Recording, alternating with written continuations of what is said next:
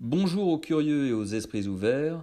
Welcome on board Global Health, Vet Agro Live saison 2, c'est parti.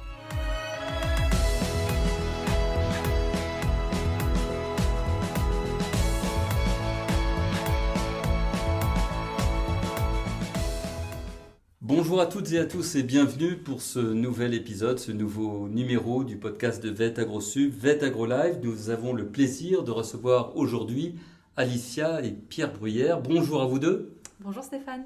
Bonjour Stéphane. Alors nous sommes ensemble aujourd'hui. Pierre Bruyère, je vais vous présenter. Vous êtes maître de conférence à Vet Agro Sub, vous êtes vétérinaire et le spécialiste du tutorat. Et nous allons parler, ça tombe bien, aujourd'hui du tutorat. Le tutorat, c'est un dispositif national du ministère de l'Agriculture et de l'Alimentation. De quoi parlons-nous, Pierre Bruyère? De quoi s'agit-il? Alors nous parlons d'une 5e année en milieu rural, qui globalement est une 5e année à la base qui était destinée effectivement à la pratique rurale. Sur Lyon, nous avons également décidé de la réaliser selon un modèle mixte, c'est-à-dire à la fois rural et canin, parce qu'effectivement on considère qu'il est intéressant pour nos étudiants en sortant de l'école d'avoir les deux volets de pratique. Et nous parlons d'un tutorat qui se déroule sur 18 semaines dans une seule et même structure. Ça s'apparente en quelque sorte à un compagnonnage. Et ces 18 semaines permettent d'acquérir autonomie et confiance pour la plupart des étudiants qui le réalisent.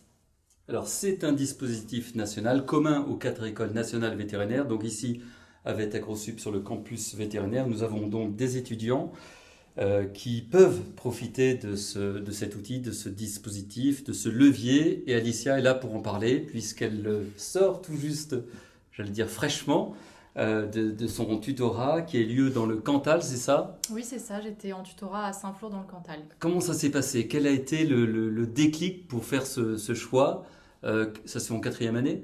Alors non, moi dès la 2e année Wow. d'école, j'ai commencé à m'y intéresser parce que je voulais soit exercer en rural, soit en canine. Et en fait, en me renseignant, je me suis rendu compte que quand on faisait une filière mixte, il y avait une partie de la canine qui était à l'école. Et je préférais aller dans une clinique et être vraiment sur le terrain. Et donc, Pierre, comment ça se passe? Vous mettez à disposition des étudiants, des étudiantes comme Alicia qui font ce choix, un réseau, un dispositif, et ils peuvent piocher dans ce réseau avec, je ne sais pas, une préférence géographique ou pas. Comment ça se passe? Alors absolument, en fait il y a deux grandes manières en gros d'intégrer le tutorat et de trouver une clinique de tutorat. La première manière, c'est lors d'un stage tout à fait classique. Il y a une acquaintance particulière qui a lieu avec par exemple un tuteur et en fait derrière, l'étudiant ou étudiante décide de potentiellement candidater sur ce tutorat et c'est vraiment un projet qui se monte en partenariat entre l'école, la clinique et l'étudiant ou étudiante. Et puis sinon, eh bien, comme dans le cas d'Alicia, on peut avoir certains étudiants qui sont intrinsèquement intéressés par le tutorat parce que c'est une filière qui leur correspond. Et dans ces cas-là, si jamais ils n'ont pas trouvé la clinique, on met effectivement à leur disposition une liste de cliniques dont on sait qu'elles ont déjà accueilli des étudiants en tutorat et dans lesquelles ils peuvent réaliser un stage en sachant qu'il est obligatoire pour un étudiant futur tutoré de réaliser à minima un stage de 2 semaines parce que, effectivement, 18 semaines, c'est relativement long. Il faut être sûr qu'il n'y ait pas de soucis, en particulier en termes relationnels.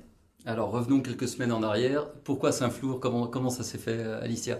Eh ben, j'ai commencé dès la 3e année en fait à réaliser des stages de 1 ou 2 semaines dans différents endroits. Et je cherchais donc une structure qui fasse de la rurale, mais qui propose donc à la fois de la médecine individuelle, mais aussi de la médecine de troupeau. Et en allant à Saint-Flour, ils ont coché beaucoup de cases. Donc que ce soit sur la médecine de troupeau parce qu'ils font des suivis de reproduction, ils proposent aussi du parage et ils ont aménagé leur clinique, donc à la fois un côté canine et également un côté rural qui permet d'accueillir en fait sur place des veaux, de les hospitaliser, de les opérer Oui. au besoin. C'est complet. Voilà.